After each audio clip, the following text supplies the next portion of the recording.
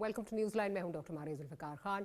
Fuse, एक तरफ खैबर पख्तूनख्वा हुकूमत ने हरीपुर ज़िमनी इलेक्शन की इंक्वायरी करवाने का फैसला किया है, तो दूसरी तरफ इलेक्शन कमीशन ऑफ पाकिस्तान ने अपना एक बयान जारी किया है जिसके मुताबिक हरीपुर ज़िमनी इलेक्शन पर धांधली के जो इल्ज़ामात लग रहे हैं वो सिर्फ इलेक्शन को मुतनाज़ बनाने की एक कोशिश जो है वो की जा रही है।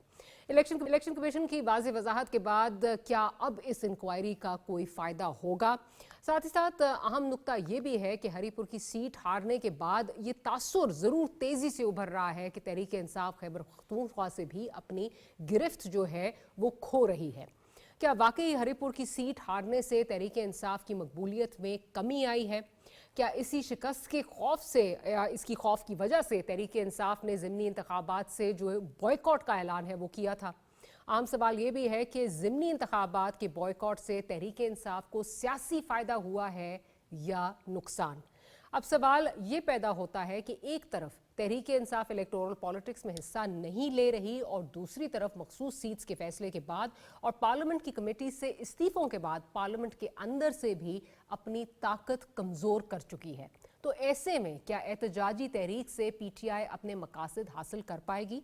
और अगर पीटीआई अवाम को सड़कों पर लाने में भी नाकाम हुई तो फिर तहरीक इंसाफ की सियासत का मुस्तकबिल क्या होगा? अहम नुकता ये भी है कि तहरीक इंसाफ एहतजाज के जरिए जो दबाव डालकर हुकूमत को मजबूर करना चाहती है कि वो बानी पीटीआई से सीएम खैबर पख्तूनख्वा की मुलाकात करवाएं, क्या ऐसा मुमकिन हो पाएगा?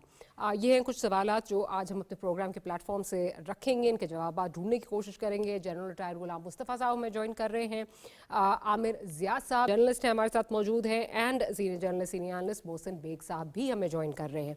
तो गुफ्तगू का आगाज़ करती हूँ, बेग साहब आपसे करती हूँ।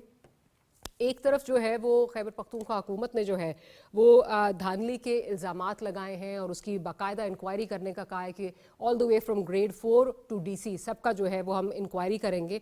और election commission of Pakistan has expected, वो कह रहे हैं कि इन जो इल्ज़ामात हैं इनमें कोई सदाकत नहीं है, ये इलेक्शन को कंट्रोवर्शियल बनाने के लिए सिर्फ जो है हम लगाए जा रहे हैं।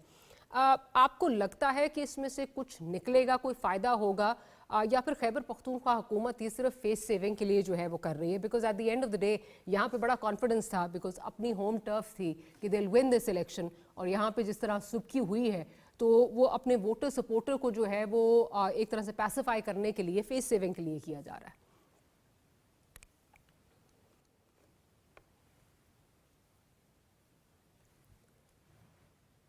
बेग साहब गालिबन आपकी माइक म्यूट है, अगर काइंडली उसको अनम्यूट कर लीजिए।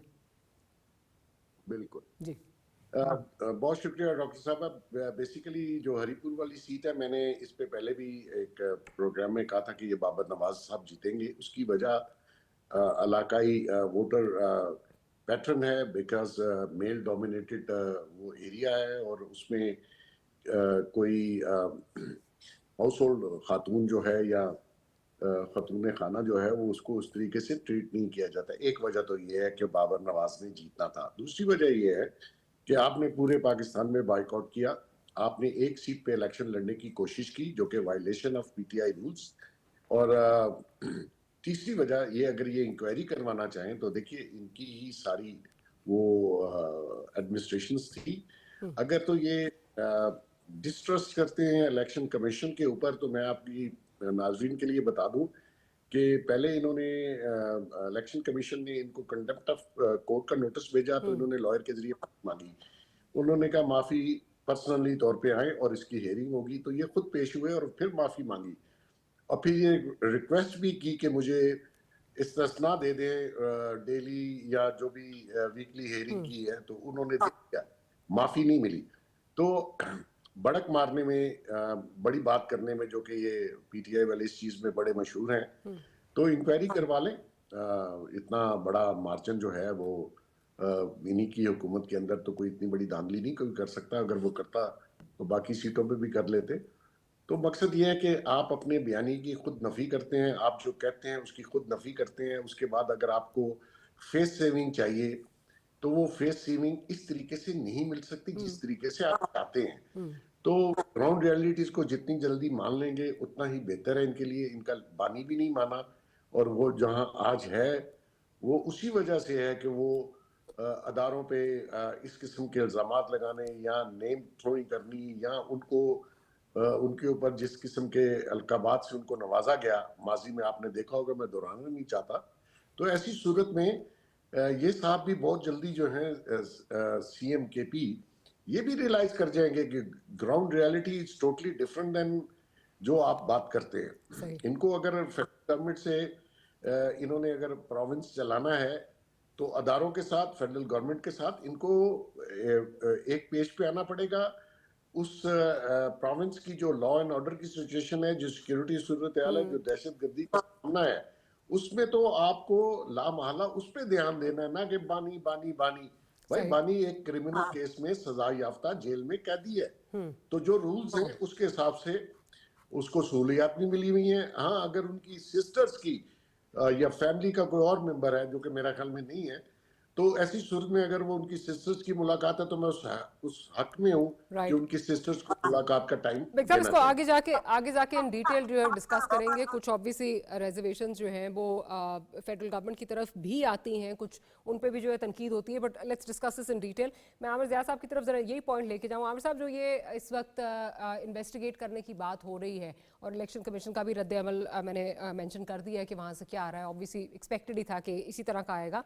बट हैविंग सेड दैट, एक स्टेट मशीनरी आपकी जो है वो आपके रेमो करम पे है, जो स्टेट मशीनरी है वो आप इस्तेमाल कर सकते हैं, आपका स्ट्रॉन्ग होल्ड था। डिस्पाइट दैट, अगर इलेक्शन हार जाते हैं और उस पे जो है ये इल्ज़ाम लगना कि जी ये एक मैनिपुलेटेड इलेक्शन था और इसकी इन्वेस्टिगेशन करेंगे, तो इस इन्वेस्टिगेशन में से क्या निकलेगा? सिर्फ क्या फेस सेविंग आप समझते हैं ये हो रही है, या आप समझते हैं कि वाकई ये जो है मैनिपुलेट हुआ है election? How do you see it? फिलहाल ये है कि मसला इस एक बाई इलेक्शन और मतलब यह पूरे ज़िमनी इंतखाबात से कहीं ज्यादा बड़ा गंभीर मसला है। रिगार्डलेस के पीटीआई साबित कर देती कि मैनिपुलेटेड थे या हुकूमत साबित कर देती कि मैनिपुलेटेड नहीं थे। हमारे मुल्क में जो ज्यादा ब्रॉडर इशू है वो ये है कि पिछले 3 बरस से, बल्कि 2022 अप्रैल से आप देख लें कि चीजें जो हमारे यहाँ एक स्टेलमेट है और सियासी महाजराई जारी है। हम एक ही तरह के प्रोग्राम पिछले 3-4 साल से कर रहे हैं कि जी इमरान खान, कुछ लोग कहते हैं सही है, कुछ लोग कहते हैं बिल्कुल गलत है, बाज लोग उनकी गलतियों की निशानदेही करें, बिल्कुल है उनकी गलतियां, उनकी वो है। लेकिन मसला क्या है कि पाकिस्तान की पॉलिटिक्स जो है वो सेटल नहीं हो रही है। जो हमारे सामने सबसे बड़ा मसला हमारे इदारों के सामने पेश नजर होना चाहिए, एक जो हमारे मीडिया के लोग हैं उनके सामने होनी चाहिए, हर एक थिंकिंग पाकिस्तानी के जहन में होना चाहिए कि पाकिस्तान की सियासत में तवाजुन और उसको एक म्यान रवि कैसे लेकर आए। और उसको सॉल्व करने के लिए एक इम्प्रेशन ये गया है, और उसमें मैं कहूंगा कि जो पीटीआई के दोस्त सोशल मीडिया में मैं देख रहा हूँ, मैंने उनसे सवाल भी ये किया कि ये किस हद तक मुनासिब है कि आप इदारों को इस तरह से मुतनाज़ा बनाएं और उनकी जो शख्सियात है उनके ऊपर आप इस तरह से एक कीचड़ उछालें। एक बड़ा जायज सवाल है, न्यूज बन रही है, आपको पता है, और पता नहीं क्या क्या भी हो रही है, ठीक है ना।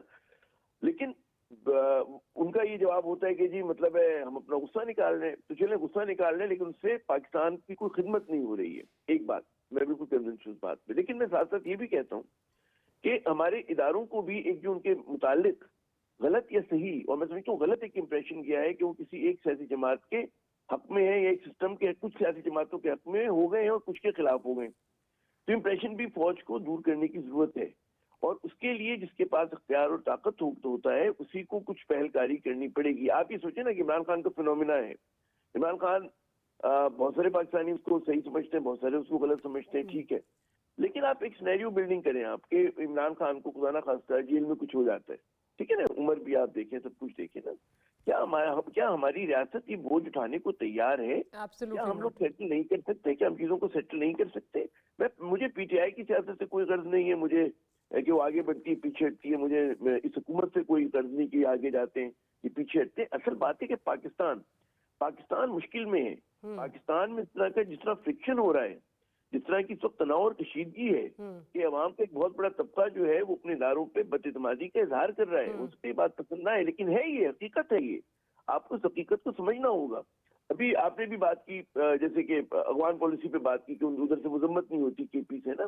अब यही आप देखें कि हमारे मुल्क में कंसेंसस है हमारा भारत के खिलाफ पॉलिसी के ऊपर, कोई उसमें दो राय नहीं है, लेकिन अफगानिस्तान से जो मामला हो रहे हैं उसमें हमारे यहाँ कंसेंसस नहीं है। आप तस्लीम करें इस बात को। और कंसेंसस ना होने का मतलब ये है कि हमारी रियासत ने, हमारी हुकूमत ने एक एक्सट्रीम एक्सट्रीम से दूसरी एक्सट्रीम पे जाने में बहुत उजरत का मुजाहरा किया। और मतलब है, आप बिल्कुल कहेंगे कि जी वहां से दहशतगर्दी होती है, हम भी कहते हैं, मजम्मत करते हैं उसकी, ठीक है ना। लेकिन चीजों को जो हमारे लिवरेजेस थे और बहुत सारे, तिजारत था हमारा, पीपल टू पीपल रिलेशन था, हम लोगों ने एक पॉलिसी अपना ली, माई वे और हाईवे, कि जी आप टीटीपी को, अब उस पर लोग दो तरह की राय आती है कि बाज लोग कहते हैं जी उनकी रिट नहीं है पूरे मुल्क में तालिबान की, उनको डर है कि अगर हम एक्शन करते तो टीटीपी कहीं जाके दैश के साथ ना मिल जाए और उनके खिलाफ ना हो जाए। गलत या सही मैं बात करूँ ना, आप आज़ाद पॉलिटिक्स में और रियल पॉलिटिक्स में, डिप्लोमेसी में एक डाउट का बेनिफिट देते हैं दूसरे को, ताकि दुश्मन आपके सामने खुल के ना आ जाए। तो हम लोगों ने अपने हर लिवरेज को, विद ऑल ड्यू रिस्पेक्ट, आप ऑब्वियसली सिचुएशन बहुत अच्छी तरह समझते हैं, बट जितना अब इस वक्त जो जिस तरह चीज़ें अनफोल्ड हो रही हैं, जो ये मुज़ाकराती प्रोसेस हुआ है, डायलॉग प्रोसेस हुआ है, उसमें कैटेगोरिकली अगर वो ये मानते हैं कि जी हाँ जी ये दरअंदाजी हो रही है, टीटीपी ही कर रही है, लेकिन हम इन राइटिंग लिखने के लिए तैयार नहीं हैं, हम कुछ दे नहीं सकते आपको, इन राइटिंग नहीं दे सकते, फिर उनसे ये भी कहा गया कि अच्छा अगर आप नहीं कुछ कर सकते तो कम से कम हमें एक्सेस दे दें, despite that if they are not willing to do that. तो आपको इसमें मैलिफाइड इंटेंट सर नजर नहीं आता इसका कि वो करना ही नहीं चाहते, बिकॉज और इतनी चीज़ें हैं पाकिस्तान के साथ, जिसमें ट्रेड है, जिसमें उनके इलीगल जो ये स्टेज हैं यहाँ पे जो रहते हैं, जिस तरह यहाँ पे ऑपरेट करते हैं, उसमें वो हमसे लेवरेजेस जो हैं वो लेना चाहते हैं। वो चाहते ही नहीं, वो चाहते हैं पिछले मतलब 70 साल से 75 साल से जिस तरह जो सिस्टम राइज है उसी तरह चलता रहे। हमें तो शायद वो सेपरेट मुल्क भी बहुत मुश्किल से जो है वो कंसिडर करते हैं। मैं इसको देखिए, तारीख की आपको तनाजुर में देखना पड़ेगा। ब्रिटिश इंडिया और अफगानिस्तान के दरमियान एक तो ड्यूरिंग लाइन का मुआहदा हुआ था 19वीं सेंचुरी में, फिर 1922 में उसकी मजीद तजदीद हुई थी, और उसमें ये फैसला किया गया था कि हम ईजमेंट राइट्स देंगे।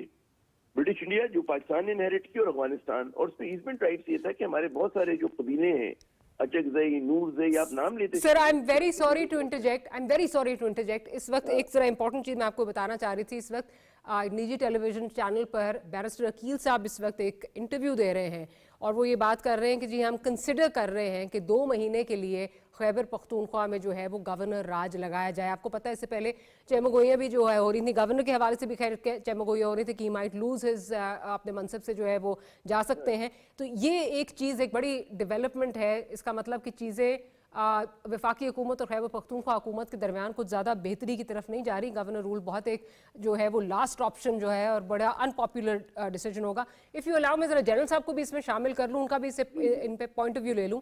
जनरल साहब, अगर ये गवर्नर राज की तरफ जाते हैं, ऑब्वियसली बड़ा अनपॉपुलर जो है वो डिसीजन है और बहुत कोई इसको जो है वो इतना जो है वो किसी को फेवर में ज़्यादा पॉलिटिकल पार्टीज नहीं होती, बट ये आप किस तरह देखते हैं, इससे चीज़ें बेहतर होंगी या मजीद जो है वो पोलराइजेशन होगी? ऑलरेडी इतनी ज़्यादा जो है वो पोलराइजेशन है फेडरल और खैबर पख्तूनख्वा हुकूमत के दरमियान। मुझे नहीं समझ आती है फ्रैंकली, मैं उनके सियासत में ज़्यादा बातचीत नहीं करता, लेकिन मुझे समझ नहीं आती कि फेडरल गवर्नमेंट क्यों इतने एक्सट्रीम स्टेप लेने पर तैयार है। मुझे ये समझ नहीं आती, क्योंकि ये सब अभी हमारी बात कर रहे थे, बेसिक तो रिक्वायरमेंट ये है कि आप एक कंसेंसस बिल्ड करें जो इश्यूज हैं उसके मुताबिक।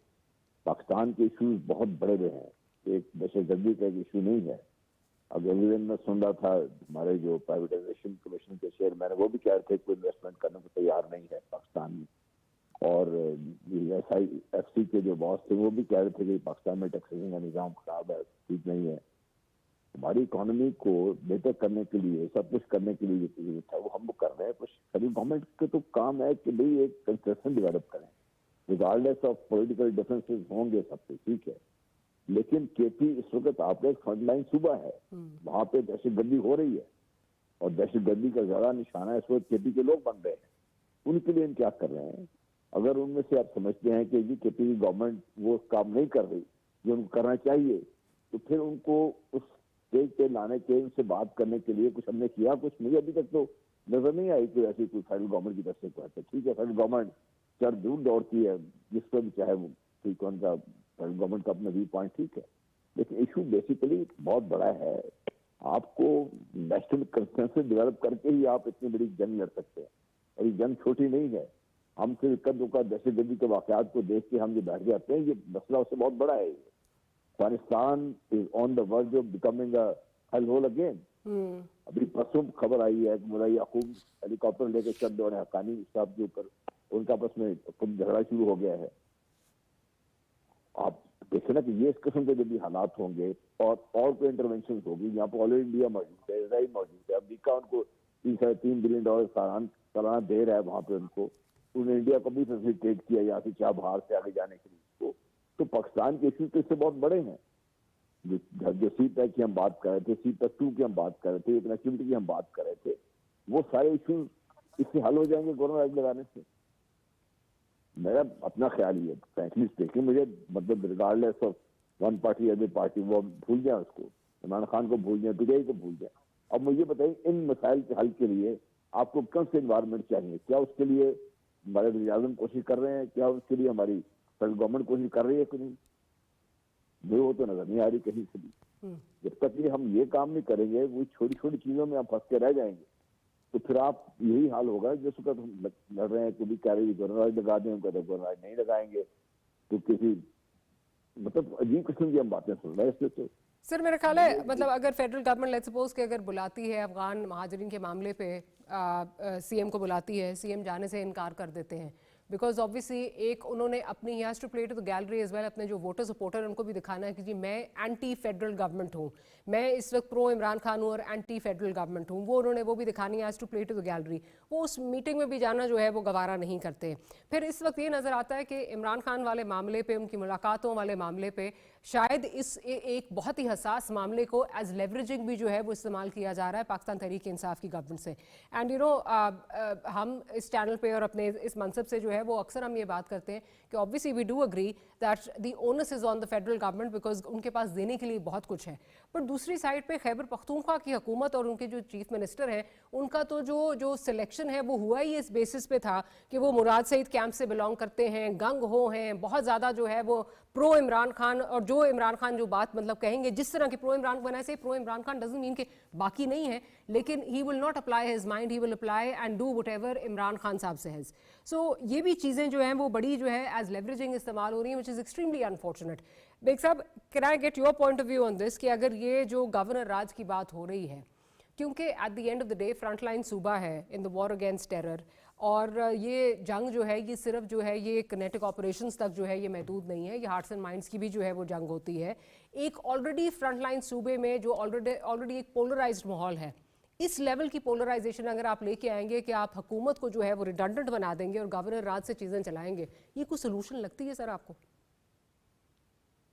डॉक्टर साहब, मैं पिछले 3-4 दिन से मुख्तलिफ शोज में मैं कह चुका हूँ कि ये गवर्नर राज जो है वो किसी सूरत नहीं लगना चाहिए। ये आप पूरे प्रोविंस को मजीद डिस्टेबलाइज कर देंगे और एक पॉलिटिकल अनरेस्ट जो है वो खासकर KP के लिए या ओवरऑल पूरे पाकिस्तान के लिए वो इस वक्त उसको बिल्कुल आप हवा ना दें और सम मिडल ग्राउंड्स पे CM KP के साथ बात करें। Governor raj will make more problems than solving the problems.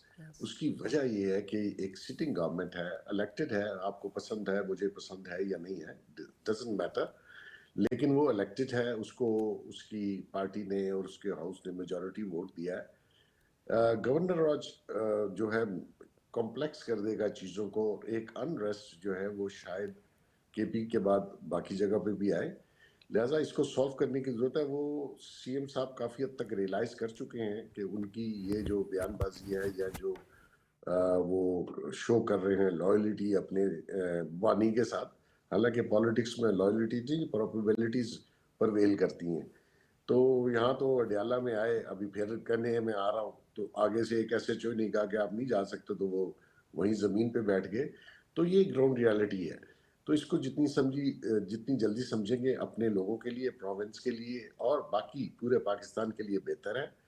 तो मैं गवर्नर राज के तो बिल्कुल हक में नहीं हूँ, ये बिल्कुल गलत सोच है, इससे मसाइल बढ़ जाएंगे। बेग साहब इसी से एक चीज़ अगर जुड़ी हुई आपसे पूछना चाहूँगी, ऑब्वियसली गुज़िश्ता दिनों भी जो ख़बरें आती रही और आपको पता सोशल मीडिया पे बहुत ज़्यादा चर्चा हो रहा है, बिलखुसूस CM की फैमिली और CM के हवाले से बहुत सारी चीज़ें जो हैं वो गर्दिश कर रही हैं, ख़ुद वो इस वक्त बेल पर हैं। जिस किस्म का अगर ये गवर्नर राज वाली ऑप्शन नहीं एक्सरसाइज की जाती, do you see him staying the CM for the next 4 years? मतलब जिस तरह हालात जा रहे हैं, क्या इसको भी एज एन ऑप्शन जो है वो एक्सरसाइज किया जा सकता है? ये भी एक चीज़ हम देख सकते हैं। मैं आमिर साहब को भी फिर इस पर पॉइंट ऑफ व्यू लूंगी, पहले आपका इस पर पॉइंट ऑफ व्यू लेना चाहती हूँ। देखिए डॉक्टर साहबा, फिलहाल तो गवर्नमेंट उनकी है, उसके पास मेजॉरिटी वोट है, अपोजिशन वहाँ ऑलमोस्ट एग्जिस्ट ही नहीं करती, नंबर्स बहुत कम है। फिर जब भी इनकी चेंज हुआ सीएम का, तो वहाँ कोई अपोजिशन अगर कुछ काम करना चाहती तो कर सकती थी, लेकिन उसको 90 के 90 फुल वोट मिले, एक नहीं टूटा। तो हालांकि इलेक्शन कमीशन का डिसीजन भी था कि रिजर्व सीटें पीटीआई की नहीं है, सही। तो वो आज़ाद कर दी उन्होंने। उसके बावजूद भी अगर किसी ने टीवी पे आके बात करनी है तो वो और है, लेकिन हमारे जो टीवी पे बात करने वाले, इनका होमवर्क जीरो था। अगर आपने इतनी बड़ी भड़क मार दी थी कि हमें ऐसे लोग कबूल नहीं, तो फिर इसको सीएम बनने नहीं देना था। उसके फिर आपके पास होमवर्क होना चाहिए था। और ऐसा भी नहीं है, जो वहाँ सेनेट के इलेक्शन हुए उसमें आप जरा देख लीजिए कि पीटीआई के लोगों ने ही अपोजिशन के लोगों को वोट डाला, और वो वोट डालने की वजह आपको भी पता है और जी बिल्कुल को पता है। सही। तो ऐसी सूरत में आप चाहते तो इसको सीएम ना बनने देते, अब बन गया है, मेजॉरिटी वोट लिया, तो आप इसको डायलॉग में लाएं, इसको भी सेंस परवेज करें, ये टेबल पे बैठे। अदरवाइज देखिए, गवर्नर आज तो आप सुबह लगा सकते हैं, लेकिन उसका वो काउंटर प्रोडक्टिव होगा। Absolutely absolutely. मैं जरा आमिर साहब, governor Raj unpopular decision, counter productive, I think consensus हमारा इस पे है, और इससे हालात और ज्यादा खराब होंगे बजाय इसके कि बेहतरी की तरफ जाएं। जो कह रही है, हालात पहले बहुत ज्यादा पेचीदा है। आप ये देखिए ना कि केपी में कौन कौन सी पॉलिटिकल फोर्सेज हैं। वो फोर्सेज जो सिस्टम के अंदर हैं, जैसे पीटीआई हो गई है, एएनपी हो गई है, दीगर सियासी जमातें। फिर वो फोर्सेज है जो सिस्टम से बाहर हैं, जैसे टीटीपी हो गई है, वो एक मतलब एक दहशतगर्द तंजीम है, और इस तरह के गुरुह हैं। फिर उस तरह की भी फोर्सेज हैं जो सेक्युलर अपने आप कहती हैं, जिसकी नुमाइंदगी पीटीएम पश्तून तहफ्फुज़ मूवमेंट करती है। तो जो तीन मेन स्ट्रीम है, जो सिस्टम के अंदर है और जो सिस्टम से बाहर हैं, आप बैक वक्त जो है, ये कौन सी अकलमंदी है कि आप सबको प्रोवोक कर दें, आप पूरे केपी को जो है वो कर दें। मैं फिर ये अर्ज करूंगा कि मसला पेचीदा है। पाकिस्तान के लिए आपको सोचना पड़ेगा कंसेंसस। आपको आज कम करनी है, अगर सीएम जो है इमरान खान से मिल लेंगे तो कौन सी क़यामत आ जाएगी। ये कैसी जिद है कि आप जो है एक कैदी है, सियासी कैदी है। मैंने कवर किया है, जरदारी साहब जेल में होते थे यहाँ पर कराची सेंट्रल जेल में, और फिर बाद में वहां चले गए थे अपना अस्पताल में। पूरा मजमा जाके मिला करता था, कोई रोक टोक नहीं थी। नवाज शरीफ साहब पे जब मुशर्रफ साहब केस चला रहे थे कराची में, कितने लोग आके उनसे ड्यूरिंग द ट्रायल भी मिलते थे, वैसे भी मुलाकात होती थी। इतने तवील अरसे के लिए किसी को हमने बंद नहीं किया था। फिर नवाज शरीफ साहब जब कोर्ट लखपत में थे, देगें बना करती थी उनके लिए। मुझे पता है कि जो इवन जो बिजनेसमैन पकड़े जाते हैं, उनको मिलने जुलने की कितनी आसानियां फराहम होती है। तो ये कोई इशू नहीं है। एक नॉन इशू को आपने इशू बनाकर चीजों को इग्नाइट कर रहे हैं, कोई क़यामत नहीं आ जाएगी। अगर हुकूमत जो है जरा सा फिराकदिली का मुजाहरा करे, ग्रेस का मुजाहरा करे, 2-3 बार बड़े मुश्किल किस्म के बयान आएंगे, लेकिन फिर चीजें नॉर्मल हो जाती हैं। ठीक हो सकता है कि आपको लगे वो पहली बार मिलेंगे, आके उन्होंने कोई बड़ी खतरनाक किस्म का आके बयान दाग दिया, मिलने दें उनको। 4 बयान देने से 6ठे बयान तक हवा निकल जाती चीजों की। कुछ चीजें जो है तवाजुन में आ जाती हैं। हुकूमत को भी मतलब कहते हैं ना, बाय द बुक खेलना चाहिए। अभी लग ये रहा है कि गवर्नमेंट जो है वो पता सिस्टम को, मैं इंप्रेशन की बात करूं कि आम आदमी का जो इंप्रेशन है कि सिस्टम को रिग कर दिया है।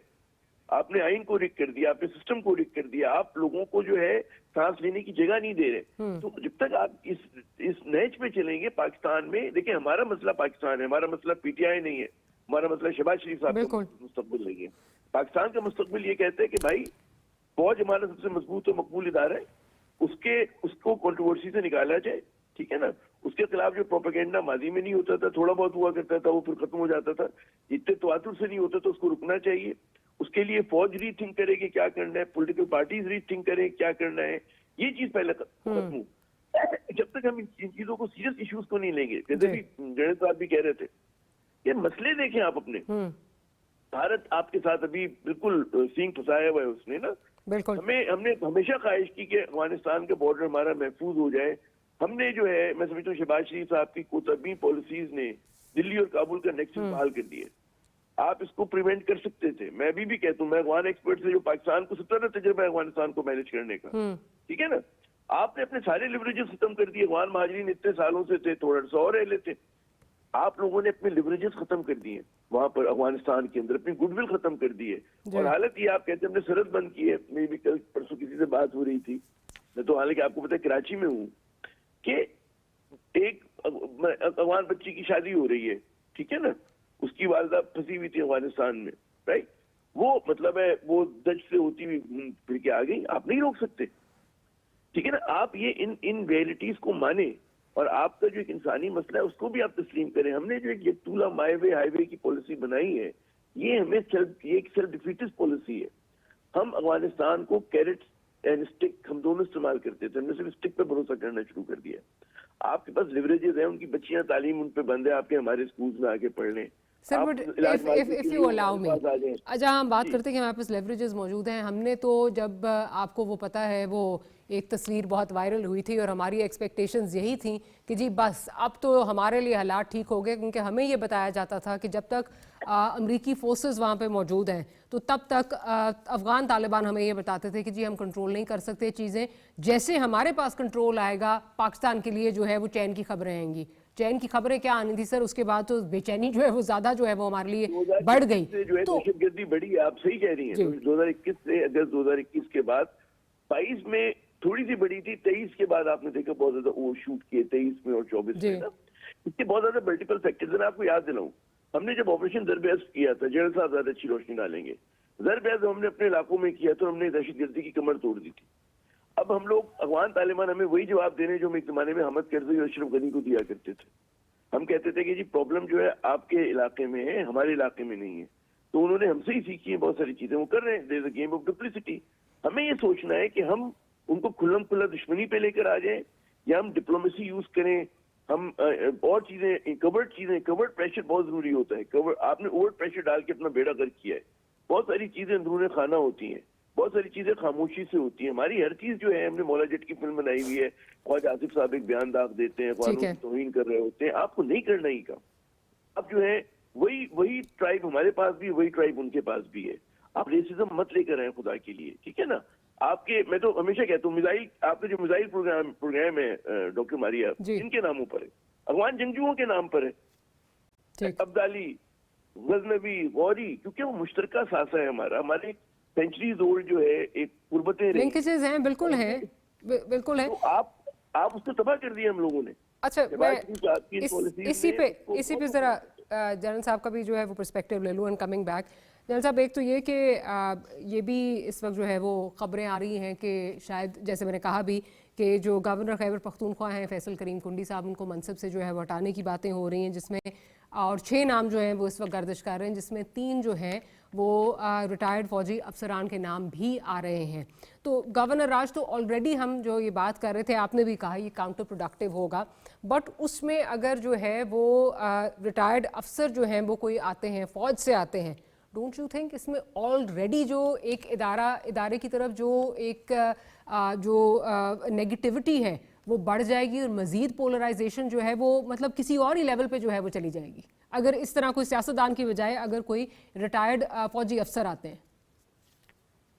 मेरे नहीं ख्याल कि ये कोई अफवाहें चल रही हैं कि रिटायर्ड फौजी अफसर को आएंगे वहाँ पर। कोई इस वक्त रिटायर्ड फौजी अफसर तो आना खुद शायद पसंद भी नहीं करेंगे इन हालात में। हाँ, अगर हुकूमत की जरूरत है और समझते हैं कि ऐसी शख्सियत मौजूद है उस इलाके में, वहाँ के रहने वाले हैं, हालात को समझते हैं और वो हुकूमत के साथ मिलकर बेहतर काम कर सकते हैं, फिर तो ठीक है। लेकिन जैसे इसलिए कि वो फौजी हैं लोग, इसलिए लोग उससे मुखालिफ ना हो। बहरहाल अगर वो कुछ हैं लोग, I know some people who are capable, वहाँ पे काम कर सकते हैं और वो शायद ये जो पीटीआई लेड जो गवर्नमेंट है वहाँ पे उसको भी अपने साथ लेके चल सकते हैं। तो अगर ऐसे कोई शख्सियत मिल जाती है तो व्हाई नॉट, अदर देन कि भाई हम हर जगह झंडा लेके खड़े हो जाए, हर एक के पीछे टीम बांध दें, वो तो खैर इंतहाई मुनासिब है। लेकिन देखिए, हमें ये बात समझनी होगी कि भाई हमें पसंद है नहीं पसंद है, जैसा भी अमित भी कह रहे हैं, PTI has a control in KP the front line आपका सूबा है, उसके खिलाफ फेडरल गवर्नमेंट बयान दाखते रहे, वो ठीक है, वो सियासत अपनी करते रहे, लेकिन उनको आपने उस जाहिर पे तो लेके आना ना जहाँ पर सारी पूरे पाकिस्तान एक तरफ करके काम कर रहे हैं।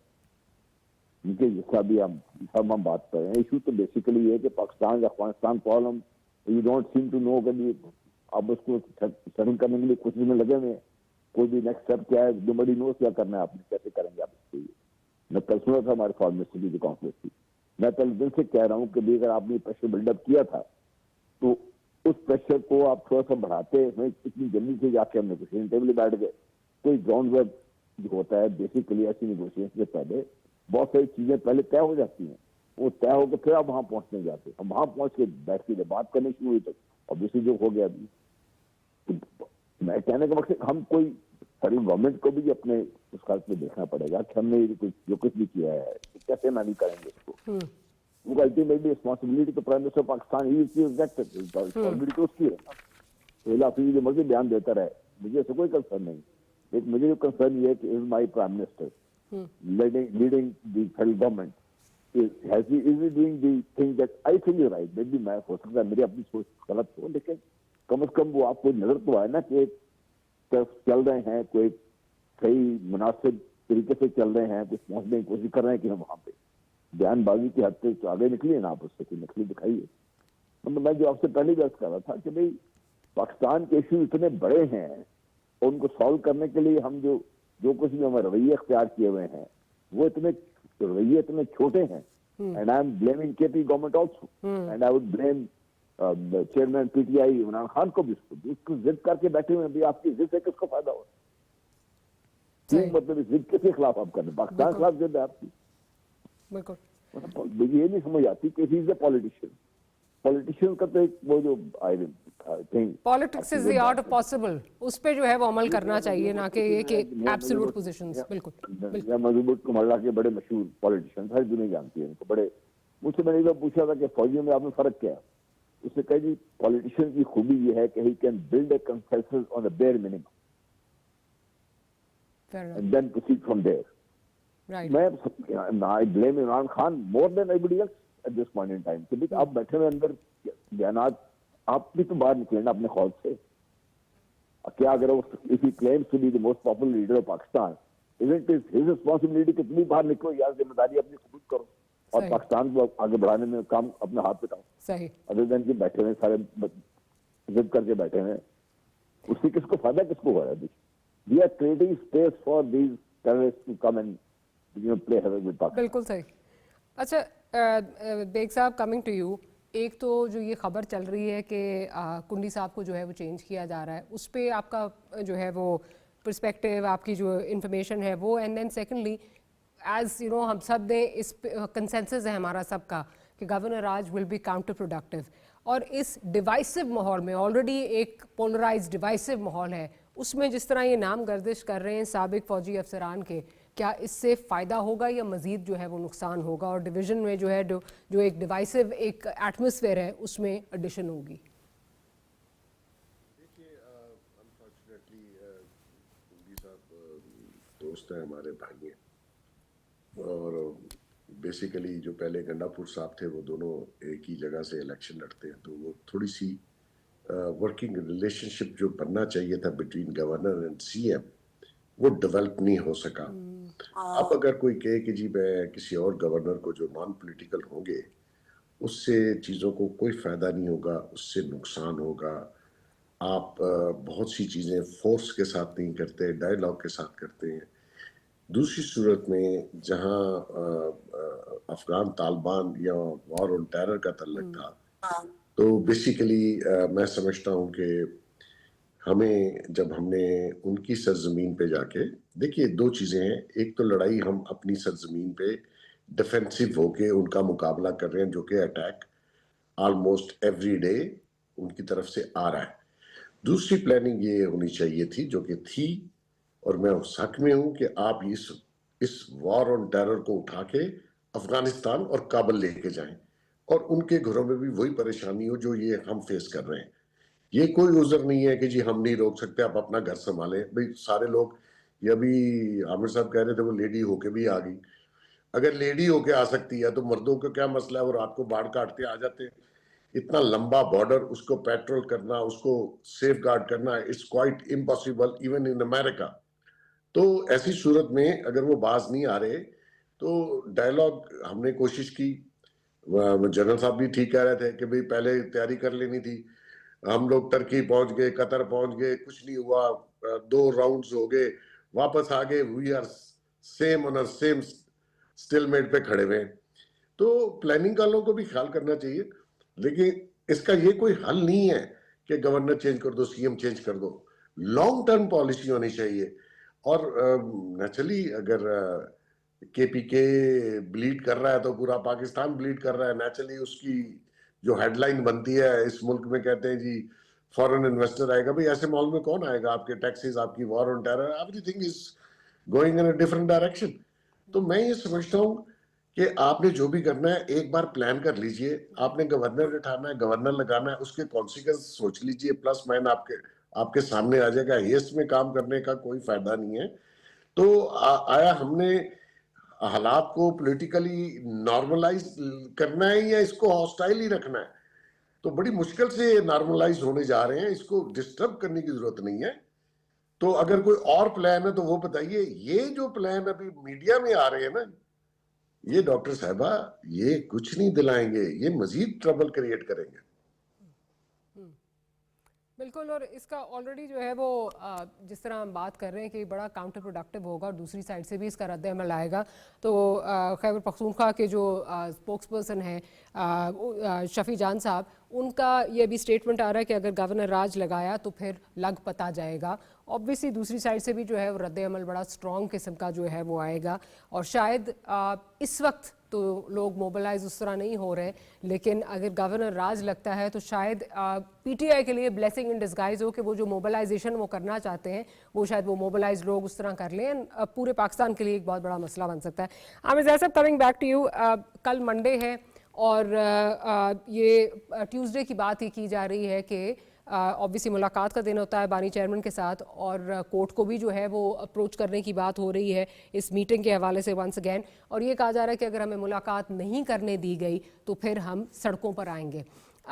एक तो ये कि आप क्या समझते हैं कि हुकूमत वक्त जो है जो ये मुलाकात नहीं करा रही, and specially in the background जो जिस किस्म का प्रोपेगेंडा हो रहा है इंडियन मीडिया पे, अफगान मीडिया पे, और उसके बावजूद जो है वो मुलाकात नहीं करा रही, क्या उसके पीछे जो ये बातें चल रही हैं कि ये वजह हो सकती है कि हुकूमत किसी किस्म की अंडरटेकिंग चाहती है पीटीआई से कि कोई इस किस्म के ऐलानात नहीं होंगे बाहर निकल के जिससे इंतशार फैले, जिससे जो है वो मुल्क में अफरा तफरी फैले कि हम किसी एहतजाज की तरफ जा रहे हैं? क्योंकि एहतजाज चाहे जो मर्जी कहा जाए, अंडरटेकिंग्स भी दी जाएं कि वो पीसफुल रहेंगे, पुरअमन रहेंगे, बट दैट डजंट हैपन, और स्पेशली जब हम एक दहशतगर्दी की लहर से गुजर रहे हैं।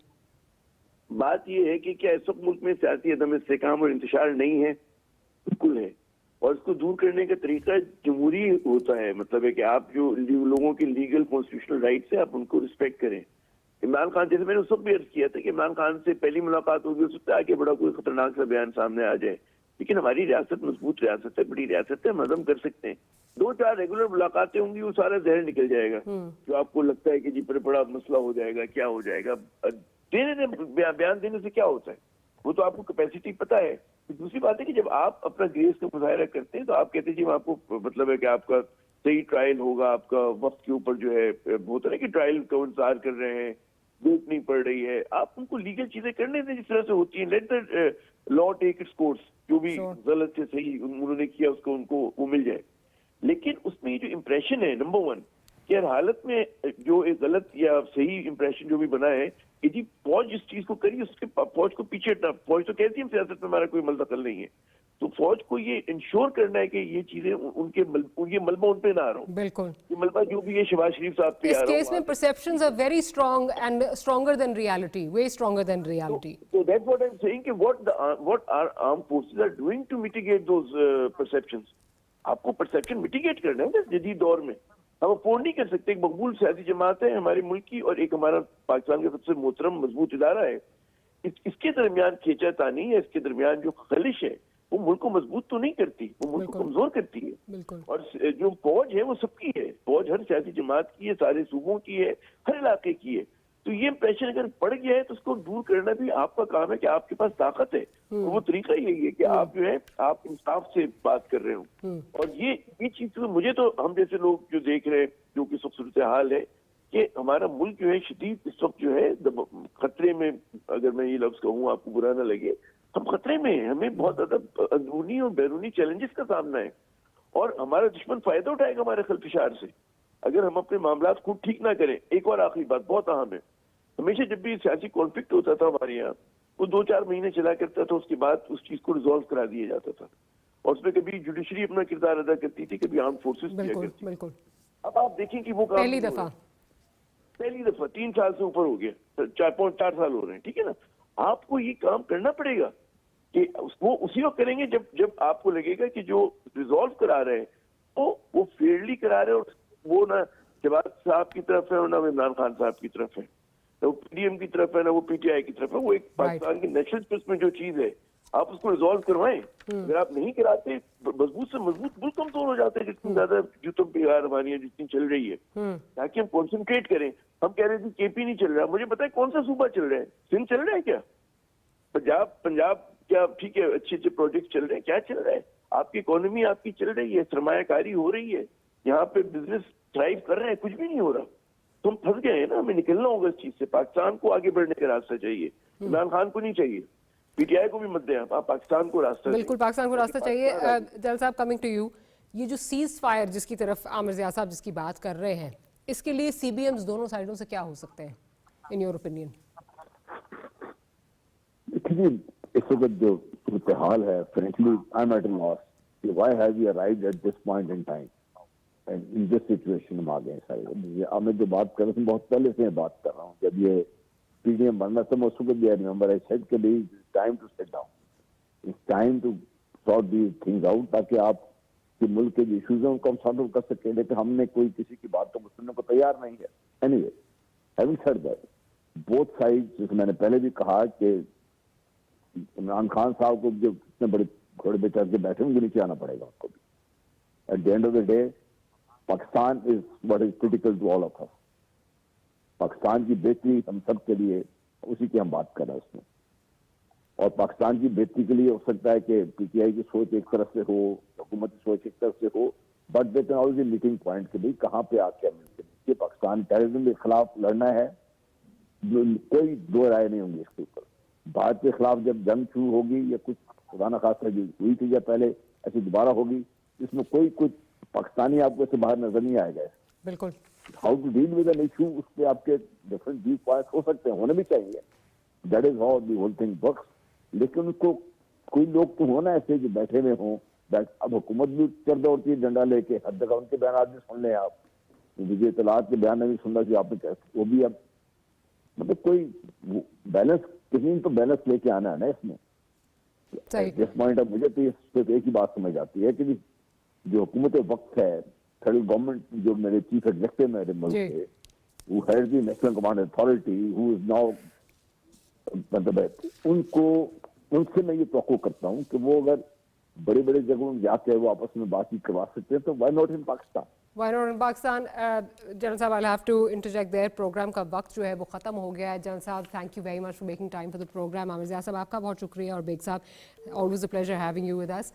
प्रोग्राम क्लोज करते हैं। होप के दोनों तरफ से कुछ ऐसी जो है वो इकदाम लिए जाएँ जिससे टेम्परेचर्स नीचे आ सकें, so Pakistan can move forward. On that note, we'll close today's program. We'll see you next week. Good night and Allah Hafiz.